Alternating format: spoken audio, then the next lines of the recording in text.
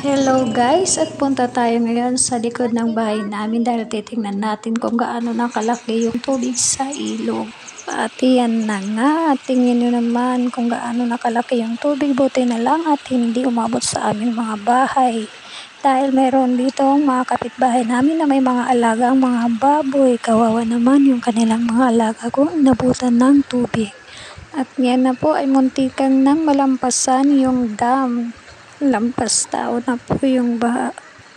Epekto ito ng 3 araw ng sunod-sunod na ulan. Buti na lang ngayon ay humupa na yung ulan at nagpakita na si Haring Araw. Yan naman yung mga bagkang motor ng mga mangingisda dito sa amin. Nakatali na po para hindi maanod ng rumaragasang baha. Noong elementary days namin, pagkatapos ng baha ay naliligo kami dito sa ilog dahil ang lamig ng tubig dito, masarap maligo. So balik na ako sa aming bahay, o tingnan nyo naman at wala ng ulan at medyo dry na yung kalsada. So walang mga tao-tao dahil mga busy po yung mga tao dito sa amin. Char.